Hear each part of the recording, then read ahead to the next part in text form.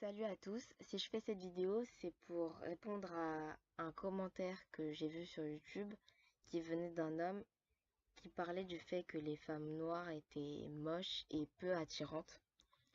Et donc je voudrais lui répondre à lui et aussi en même temps répondre à toutes les personnes qui pensent comme lui. Alors déjà en premier lieu, j'aimerais parler des hommes noirs qui critiquent les femmes noires parce qu'elles ont des cheveux crépus. Euh, et soi-disant qui disent qu'elles sont moches à cause de ça. Moi, je veux bien que tu me dises que qu'une femme est moche ou qu'elle est belle, machin, mais que tu me dises qu'elle est moche parce qu'elle a des traits de noir, là, franchement, t'as un problème. Franchement, ça va pas. Parce que tu peux pas critiquer ce que tu es comme ça. Quand tu dis que les femmes blanches, donc les femmes qui ont les cheveux lisses et soyeux, elles sont plus attirantes, en fait, tu dénigres la femme noire parce qu'elle a des cheveux crépus. Mais toi, t'as quoi sur ta tête? C'est ça, en fait, que je comprends pas. Si les hommes noirs avaient des cheveux à tous lisses, franchement, je ferme ma bouche, mais c'est pas le cas. Les hommes noirs qui critiquent les femmes noires avec leurs cheveux, ils ont aussi les cheveux crépus. Et c'est là que c'est là qu'on devient dans une situation complètement débile, en fait. Et puis de l'autre côté, il faudrait peut-être arrêter d'être hypocrite parce que les hommes noirs qui critiquent les femmes noires parce qu'elles ont des tissages et des perruques, euh, d'un côté, ils disent qu'elles sont fausses et superficielles, et de l'autre côté, quand les femmes noires apportent leurs vrais cheveux, ils disent que c'est moche. Donc en fait, elles doivent faire quoi? Elles doivent faire quoi? Quand les femmes sont superficielles, c'est pas bon. Quand les femmes sont naturelles, c'est pas bon. Donc je comprends pas en fait. Je comprends pas. Honnêtement, je le dis sans être méchante, mais les hommes noirs qui critiquent les femmes noires parce qu'elles ont des cheveux crépus, ils me font sincèrement penser à Hitler. Hitler avec ses délires de race aryenne, comme quoi il faut être blanc, blond aux yeux bleus. Les hommes noirs aujourd'hui, ils font exactement la même chose. Ils considèrent que pour être belle, pour qu'une femme soit belle, il faut qu'elle soit blanche, enfin, faut qu'elle ait la peau claire, faut qu'elle ait les cheveux longs et lisses. Mais je sais pas comment on sait que c'est ça l'idéal de beauté en fait. Et est-ce qu'il y a vraiment un idéal de beauté? Moi, je pense pas honnêtement. Donc Hitler et son idéal de race aryenne avec les hommes noirs et leur idéal de beauté féminine blanche, pour moi, c'est exactement la même chose. C'est le même principe. Ça va pas aussi loin dans la folie, mais c'est le même principe, c'est la même façon de raisonner en fait. Ensuite, si on doit venir sur le point des faux cheveux, déjà je voudrais dire que les personnes qui critiquent les femmes noires qui portent des cheveux artificiels, il faudrait déjà qu'ils sachent distinguer si c'est vraiment des faux cheveux. Parce que des fois, en fait, on sait pas. Les femmes noires qui mettent des permanentes, les femmes noires qui mettent des tissages, les femmes noires qui mettent des perruques, les femmes noires qui mettent des faux cheveux, des fois, vous savez même pas et vous parlez sans comprendre, sans savoir. Moi aujourd'hui, je porte mes vrais cheveux. Plusieurs fois, on a cru que j'en portais des faux. Donc au final, les gens, ils savent même pas, ils parlent. Ils sont là dans la rue à dire oui, elle a des faux cheveux, mais comment tu sais? Des fois, les gens, ils savent, des fois, les gens, ils savent pas, hein. Une femme noire qui fait une permanente, les gens, ils vont dire ah, mais non, c'est un tissage. Bah non, c'est ses vrais cheveux, mon gars, c'est ses vrais cheveux.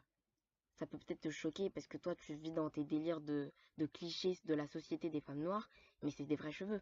C'est trop facile de dire oui, elle, ces trucs, ils sont faux, ces machins, ils sont faux, ces trucs, ils sont faux, mais non. Ça se trouve, c'est vrai, tu sais pas. T'es coiffeuse à Château Rouge, c'est ça? Tu es expert en la matière? Des fois, même les autres femmes noires, des fois, elles savent même pas. Alors vous, j'imagine même pas, hein. Et franchement, ça me rappelle les délires des petits blancs au collège qui viennent me voir en me disant oui, pourquoi tu mets pas des faux cheveux? Ah, c'est des faux cheveux, pourquoi t'en mets pas des faux, machin. Bah, c'est pareil. Vous, c'est pareil, sauf que y a un moment où il faut évoluer mentalement, quoi. Les gens qui m'ont dit ça, ils avaient 12 ans, ils étaient au collège. Rejeter une femme noire à cause de ses cheveux crépus, c'est se rejeter soi-même, honnêtement. Et c'est complètement débile. Ça fait peut-être 4 fois que je répète ce mot, mais c'est la vérité. Parce que c'est ce que tu es en fait. Donc tu peux pas dénigrer autant ce que tu es.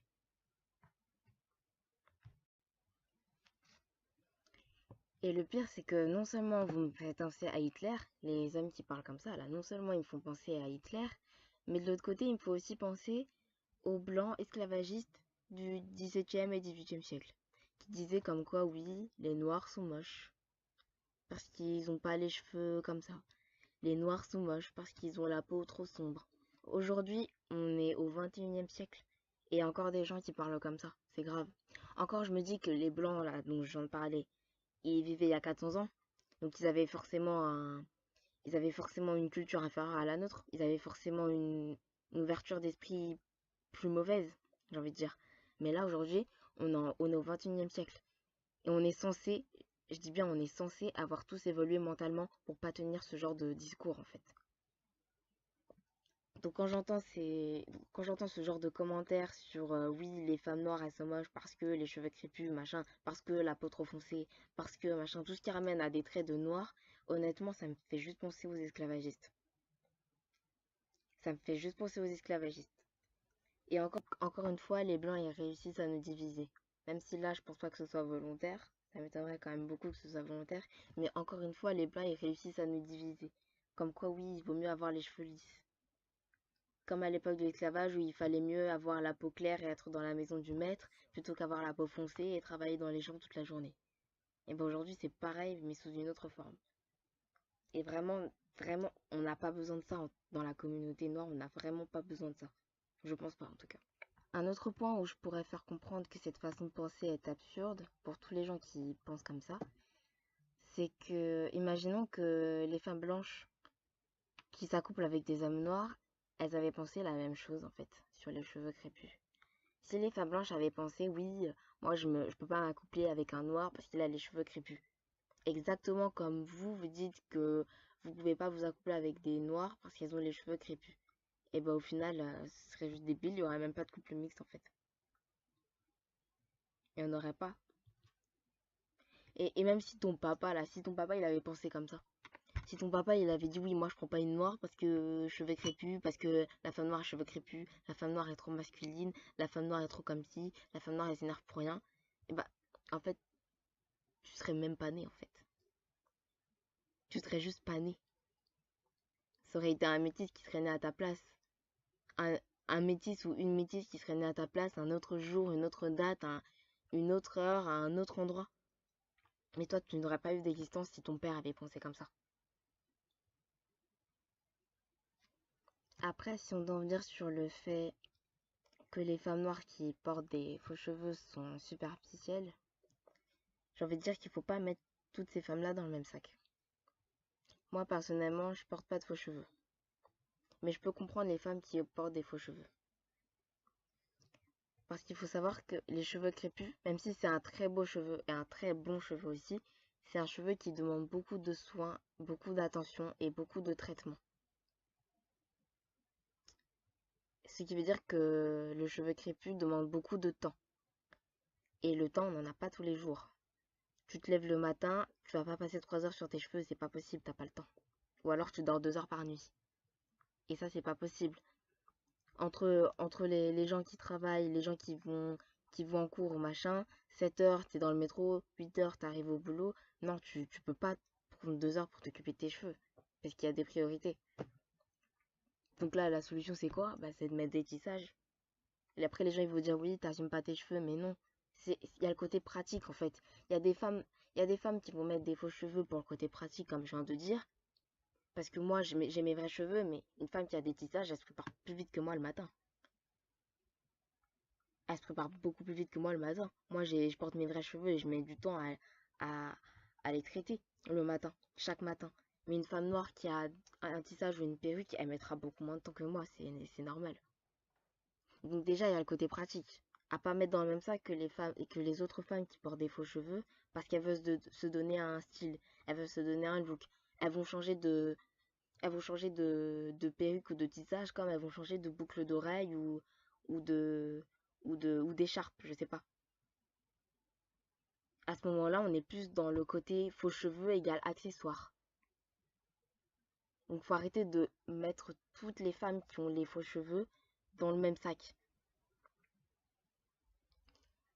Après, bien sûr, je vais pas dire le contraire, je vais pas le nier, il y a forcément des femmes qui sont complexées.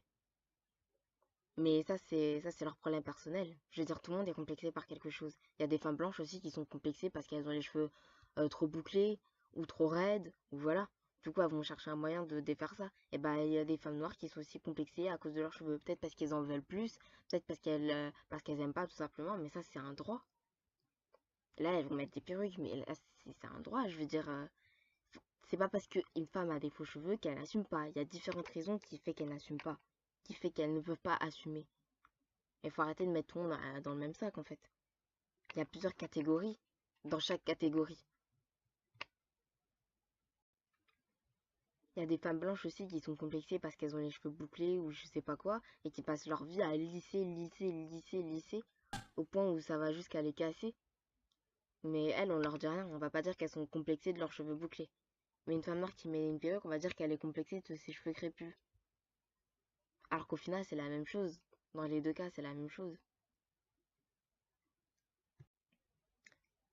Ah, d'ailleurs, un autre point qui m'a vraiment choqué, là, le gars qui a fait la vidéo que j'ai visionnée, il a dit que les femmes noires sont fragiles psychologiquement. Alors là, franchement, quand j'ai entendu ça, j'ai juste éclaté de rire.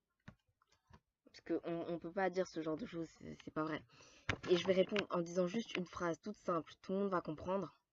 C'est que si les femmes noires, elles étaient vraiment fragiles psychologiquement, si c'était vraiment le cas, il y a longtemps, très très longtemps qu'on se serait toutes suicidées. Avec tout ce qu'on subit. Et encore, je parle même pas pour moi, hein, parce que moi, j'ai pas encore assez vécu. Et je sais qu'il m'attend pire que ce que j'ai déjà vécu. Donc, je parle même pas pour moi au fond. Mais avec ce que les femmes noires subissent, ce que j'entends à gauche, à droite, sur Internet ou dans la vraie vie, mais au secours. Il y a longtemps que les femmes noires, elles se seraient tous barrées. Si elles étaient vraiment fragiles. Je comprends pas, en fait, comment on peut dire ça. Je comprends pas. Parce que dans un monde de blancs, c'est plus facile d'être blanc que d'être noir. Et dans un monde fait principalement par des hommes, c'est forcément plus facile d'être un homme. Alors quand t'es une femme et que t'es noire et que tu prends tout ce que tu prends dans la gueule, euh, essaie de tenir le coup un minimum et après on verra de fragilité, on verra si on pourra parler de fragilité ou pas. En attendant, les gens qui pensent comme ça, franchement, faudrait sortir de votre caverne de Platon. Parce que là, ça va pas. Vous êtes encore enfermé, faut sortir un jour et regarder vraiment ce qui éclaire la grotte. Allez lire la caverne de Platon, je sais pas, faites quelque chose, parce que là, ça va pas. Et puis un message pour tous les hommes qui disent et qui mettent en avant le fait que la femme noire est trop caractérielle, trop sauvage, un mauvais caractère ou je sais pas quoi. Déjà, tout le monde sait que dans pratiquement toutes les communautés, les femmes, elles sont considérées comme inférieures. Et on sait tous que dans un monde de blanc, être noir, c'est loin d'être facile. Donc être une femme et être noire, c'est un double défi. Un double défi. Et si les femmes noires elles agissent comme ça, c'est juste parce que c'est elles qui se font le moins respecter. Pour aucune raison valable en plus. Mais ça, en fait, y a pas beaucoup de personnes qui le savent ou qui peuvent le comprendre. Puisque les gens qui pensent comme ça, ils sont pas des femmes noires, justement. Donc voilà, j'arrive à la fin de ma vidéo. Tout ce que j'ai fait, c'est exposer mon point de vue et défendre ce que je suis. Parce que quand j'entends des discours comme j'ai entendu de MDP, le blédard, là, sa vidéo, franchement, ça m'a juste choqué. Mais bon, heureusement qu'il a le courage de le dire quand même. Heureusement. Mais tout ce que je peux dire aux personnes qui pensent comme lui, c'est déjà essayer de vraiment savoir quand une femme a des faux cheveux ou pas. Parce que des fois, vous allez croire qu'elle en a des faux alors que c'est pas vrai. Je dis pas d'aller lui demander, non. Mais arrêtez de juger alors qu'au fond, vous savez même pas si c'est vraiment des faux ou pas. Ensuite, si vous savez que cette femme a des faux cheveux, faut pas tout de suite la mettre dans la case de oui, elle assume pas. C'est pas toujours le cas. Une femme, elle peut avoir des faux cheveux pour plusieurs raisons différentes. Les raisons que j'ai citées tout à l'heure. Et encore, je suis sûre qu'il y en a d'autres. Donc voilà, arrêtez de tout mettre dans la même case en fait. C'est pas toujours vrai. Et puis cette histoire de femme noire trop agressive, trop masculine, trop sauvage, encore une fois, il faut essayer de pas mettre tout le monde dans le même sac. C'est pas toutes les femmes noires qui ont le même caractère. Comme toutes les femmes blanches n'ont pas le même caractère. Comme toutes les arabes n'ont pas le même caractère. C'est c'est pas possible. Chaque femme a son propre caractère. Chaque homme aussi a son propre caractère.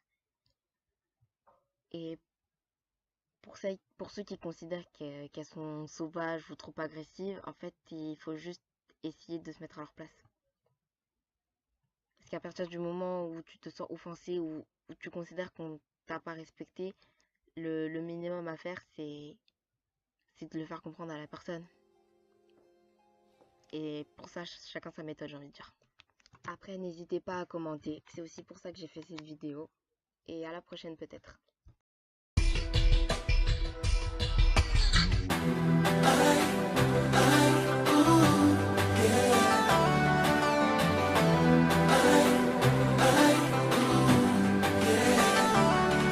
Quasi não já falei, eu te impedi tanto.